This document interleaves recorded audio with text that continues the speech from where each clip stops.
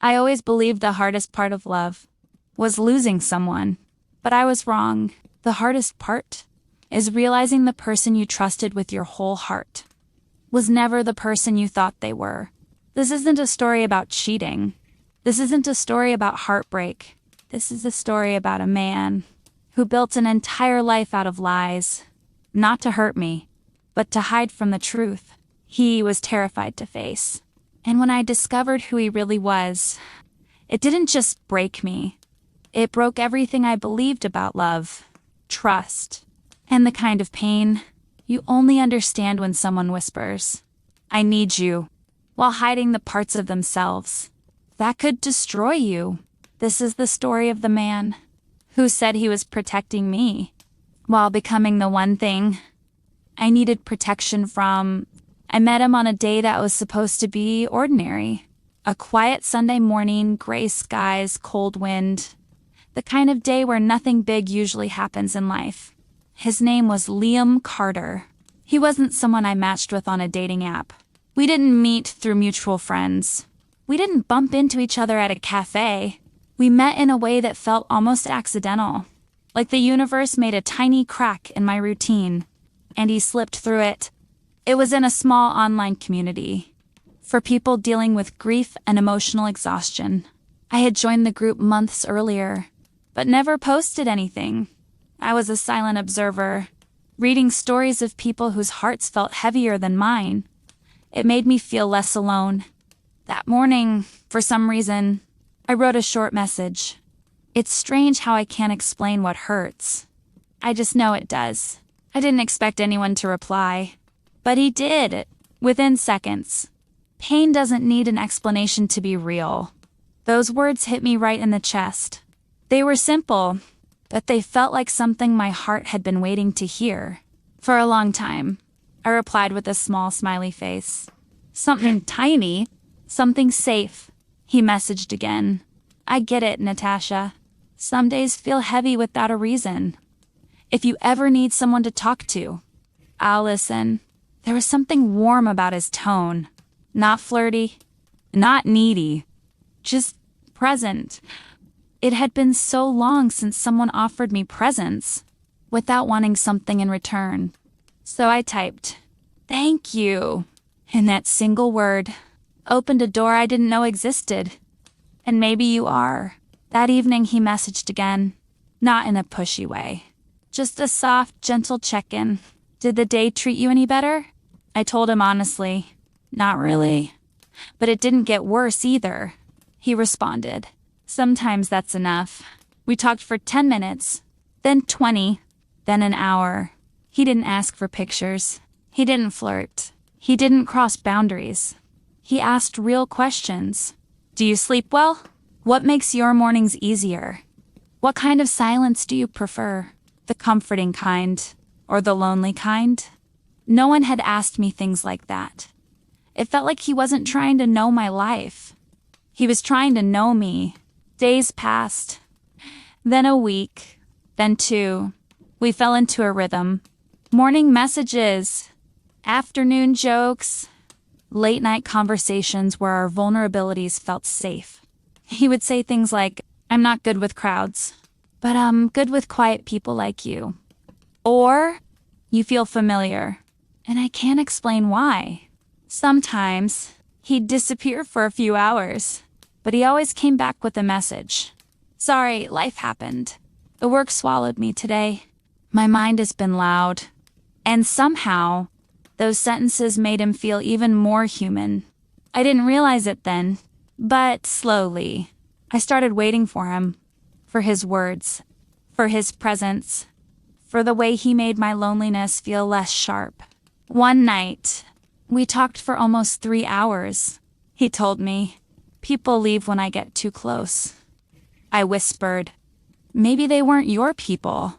He went quiet for a minute, then said, my breath caught. My hands trembled a little, 'cause that sentence landed exactly where my heart was weakest. I didn't respond for a while. He said, "Did I say something wrong?" I whispered, "No." "You said something." "True." He laughed softly. sound that felt like warm coffee on a cold day. And for the first time in a long time, I fell asleep with a smile. But something changed after that night. He became more present, more affectionate, more involved. He sent voice notes. Soft, warm, deep. The kind of voice that wraps itself around your ribs and stays there. Sometimes he sounded tired, sometimes sad, sometimes nervous. But every time, he sounded real. He started telling me about his life. Slowly, carefully. He said he was a freelance web developer, said he lived alone, said he had a complicated relationship with his family, said he had been through something heavy that he wasn't ready to talk about yet. I didn't push. His pain felt familiar, and people who carry familiar pain recognize each other. One night, he sent me a message that made my heart stop. Natasha, I think I'm afraid of losing you. Before I even get to know you completely, I stared at the text for a long time. Then I replied, I'm not going anywhere. He sent a voice note immediately. His voice was shaking. Good. I don't want to lose something. That finally feels good. My chest tightened. My breath softened. My fingers trembled. Because when someone says they don't want to lose you, your heart starts believing you're worth keeping. Weeks passed. And then something started happening. Little things. Small inconsistencies. A message taking too long. A call suddenly declining. A reply coming with strange excuses. A feeling. A soft whisper. But something was off. I ignored it at first. Because I trusted him. Because he felt safe. Because his words felt sincere. But then, one message changed everything. A message I wasn't supposed to see. A message he sent to someone else. That accidentally came to me. A single sentence. That cracked open the first fault line. In the world, I thought we were building together. I'll call you as soon as she sleeps. She sleeps. My entire body froze. Who was she? Why was he waiting for her to sleep? And why did he think I was she? When the message clearly wasn't meant for me? I typed, Liam, who is this message meant for? He didn't reply. Not for 10 minutes. Not for 30. Not for an hour. And that was the night. I realized something painful. Sometimes lies don't reveal themselves through big explosions. They reveal themselves through tiny cracks. And I had just seen the first one. I stared at that wrong message for almost an hour. The words blurred. My breathing stuttered. My fingers felt cold. I'll call you as soon as she sleeps. It repeated in my mind like a broken record. Who was she? Why was he waiting for her to sleep? And why did it feel like this message was a window into a life I wasn't supposed to see? When Liam finally replied, the message was short. Natasha, please don't overthink this. My heartbeat grew louder. I typed, who was that message for? He didn't reply. 5 minutes. 10. 30. An hour. Finally, after what felt like an eternity, my phone lit up. Incoming call, Liam. My breath lodged in my throat. I answered. Silence. Then he whispered, Natasha, I made a mistake. His voice sounded broken. Afraid. Cornered. What kind of mistake? I asked quietly. Another silence. Then, one I never wanted you to see. My chest tightened. I whispered, who is she, Liam? He inhaled deeply. Someone from my past. Someone I'm trying to help. I didn't respond. He continued, she has panic attacks. She can't sleep unless I stay on call with her sometimes. A bitter knot formed in my stomach. I whispered, and you didn't tell me this because... He hesitated. Because you'd misunderstand. I almost laughed. Not because it was funny, but because the pain was becoming too familiar. Liam, I said softly, I don't misunderstand things. People just don't tell me the full truth. He exhaled shakily. It's not like that. Then what is it like? I asked. Silence again. He was choosing every word carefully. Too carefully. I didn't want to lose you, he whispered. I didn't want you to think I was involved with anyone. My voice cracked. Are you? No, he said quickly. It's not like that. She depends on me because of something that happened between us. Something serious.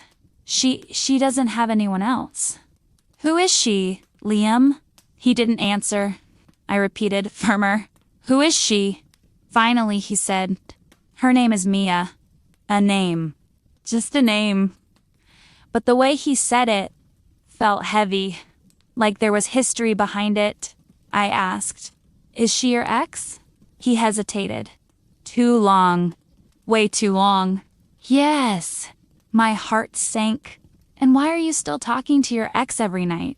Because she's not okay, he whispered. She was going through something serious when we broke up. I swallowed hard. What kind of serious? He sighed deeply. A sigh that sounded like shame. She hurt herself once. My chest tightened painfully.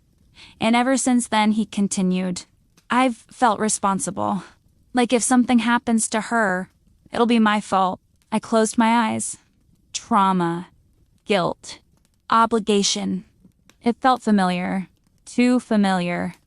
I whispered. Liam, responsibility isn't the same as love. I know, he said quietly. I don't love her. Then what are you afraid of? He paused. I'm afraid if I stop picking up her calls, something bad'll happen, and I won't be able to live with that. I didn't speak, because I understood trauma bonding. People don't stay out of love. They stay out of fear, and guilt, and history, and responsibility that isn't theirs to carry. I asked softly, and what about me, Liam? Where do I fit in this? He whispered. You're the only part of my life that feels warm. Safe. Something I chose. Not something I owe. My throat tightened. But something inside me whispered, he's hiding something else. Because guilt explains responsibility. But it doesn't explain secrets. Or late night calls. Or hidden messages. Or wrong texts. I asked. Why didn't you tell me about her before? I was afraid, he said. Afraid of what? That you'd think I'm a bad person. A tear slid down my cheek. Liam, people who hide things aren't always bad. Sometimes they're just scared. He inhaled sharply. That's exactly it. I'm scared. I whispered. Of what? His voice trembled. Of losing the only person who makes me feel human. My heart cracked, but I didn't let emotion blind me this time. Liam, answer me honestly. Is she still in love with you? Silence. Then, softly, yes. A coldness spread through my chest. And are you still in love with her? No, he said immediately. I'm not. But she doesn't accept that. I asked. Is she living with you? No. Does she know about me? No. The silence after that was louder than any scream. I whispered. Liam, what exactly are you to her? He swallowed hard. I'm the last person she trusts. And what am I? He breathed shakily. You're the first person I've ever wanted to build a future with. My heart twisted painfully. 2 different roles. 2 different women. 1 man in the middle. A man torn between obligation and desire. Between past trauma and future hope. But something still didn't add up. I whispered. Liam, tell me the truth. All of it. What happened between you and Mia? He went quiet. Too quiet. Then he said, that's the part I never wanted you to know. My stomach tightened. What part? His breathing grew heavier. The part that explains why I can't walk away from her. I gripped the phone tighter. Liam, tell me. He exhaled like he was collapsing. Because I wasn't just her boyfriend, Natasha. My heart thudded. He whispered, I was the reason. She stopped wanting to live. Everything inside me froze. I couldn't speak, couldn't breathe, couldn't move. He continued in a broken voice. And if I leave again, I'm terrified she'd try to end her life. A chill crawled up my spine. And that's the truth I've been hiding. I closed my eyes as his words sank in. He wasn't just living between two women. He was living inside a trauma he couldn't escape, and loving a man who carries someone else's survival on his shoulders is the most dangerous kind of love there is. Because you don't lose him to another woman. You lose him to his own guilt. After Liam confessed the truth, after he told me he stayed because he feared his leaving would destroy Mia, I didn't know what to feel. Not anger, not betrayal, not even jealousy, just a kind of numbness that settles inside you when you realize you're holding the heart of a man who's trapped in a story that began long before you entered his life. I whispered, "Liam, you can't spend your whole life saving someone from themselves." He didn't answer, because he knew I was right, and he also knew he couldn't stop. Guilt is the heaviest chain. It doesn't break easily. I finally said, "I need a little time." He whispered, "Please don't disappear." "I won't," I said softly, "but I need to breathe." We ended the call with both of us shaking.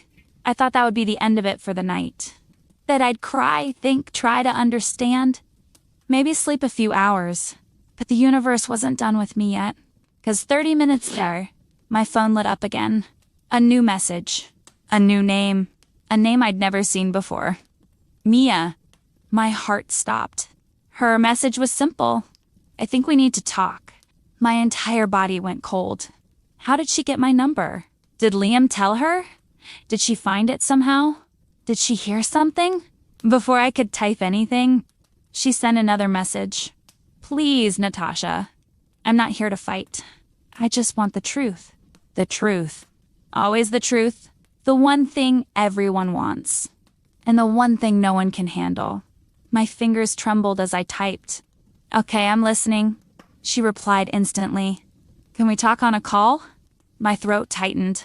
I didn't want another woman's pain on my shoulders. I didn't want to hear her brokenness.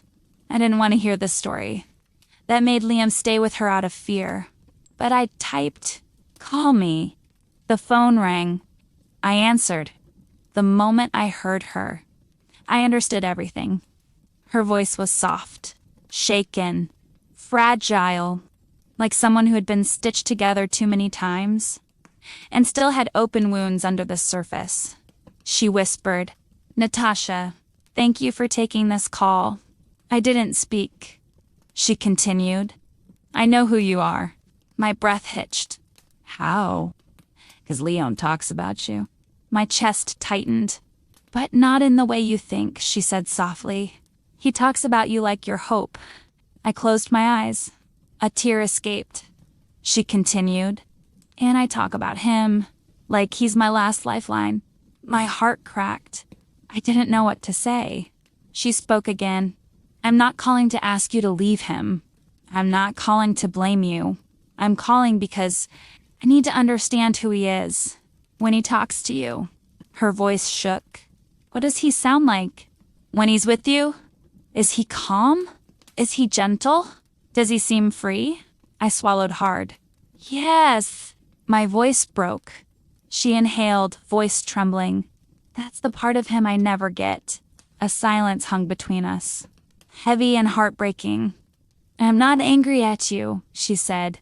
"I'm angry at the world for making him carry my pain." I whispered, "Mia, it's not your fault." She paused, then said the words that shattered me completely. "I didn't try to die because of him, Natasha. I tried to die because of myself. But he thought it was his fault. He's been trying to save me ever since." My breath caught. Cold spread through my chest. She continued, "And if he leaves, I'm not gonna hurt myself. I promise. I'm stronger now." But he doesn't believe that. He still thinks I'm fragile. A long silence. Then she whispered, "And I think he loves you." My heart dropped. "Mia, don't." "No," she whispered gently. Not in a way that takes him away from me, but in a way that makes him wish he was a version of himself worthy of you. Tears streamed down my face. she continued. And I'm calling because I want to free him. I froze. What do you mean? I want you to tell him the truth, she said. The truth that I'm okay. That I don't need him to stay for my sake. That he can choose a life without carrying me like a burden. My chest caved in. Mia, are you sure? Her voice cracked. Yes, because I love him enough to let him go. Silence. Long. Painful. Heavy. I whispered, let's talk to him. Together. She exhaled shakily. Okay. We called Liam. He answered instantly. Natasha. But then heard the second voice. Liam, Mia whispered. His breath hitched violently. Mia? Why are you? Why are you both? What is happening? His panic was real, raw, terrified. He stuttered. Natasha, please, don't leave. Mia, don't cry. I can't lose either. Mia stopped him. Liam. Her voice was calm, steady, beautifully strong. You're not losing anyone. We're letting you go. He froze. What? His voice cracked. You don't have to save me anymore, Mia said softly. I'm not your responsibility. He shook. I could hear it through the phone. No. No, that's not. You can't. You don't understand. If something happens to you. Nothing will happen to me, she whispered. I'm stronger than you think. And I want you to stop killing yourself. Trying to keep me alive. He broke. Right there on the call. Sobbing. Crying from a place. Deeper than any wound I had ever heard. Mia, I thought if I left. I thought. You're allowed to live your own life, Liam, she said gently. And you're allowed to love. Without feeling guilty for it. Silence. Then his voice, broken, shaking, desperate. If I walk away, who am I? Mia replied, you're someone who deserves peace. Then she hung up, leaving only me and Liam on the call. He whispered, Natasha, are you still here? I'm here. He inhaled shakily. What do I do now? I whispered, you heal. Without using someone else as the reason. He sobbed quietly. And us? What happens to us? My heart trembled. There can't be an us. Until there's a you. Who isn't drowning. Silence. Then he whispered, will you wait for me? A tear slid down my cheek. I'll wait for you. To become someone. Who doesn't break. Every person who tries to love you. He cried harder. Thank you. No, I whispered. Don't thank me. Just get better. And I ended the call. Not out of anger. Not out of fear. Out of love. The kind of love that lets a broken man crumble. So he can learn to stand again. That night, I wrote in my journal. Sometimes the strongest woman isn't the one who saves the man. It's the woman who walks away. So he can save himself. And that was the night. I finally understood. Loving a broken man doesn't make you weak. Holding on to him does.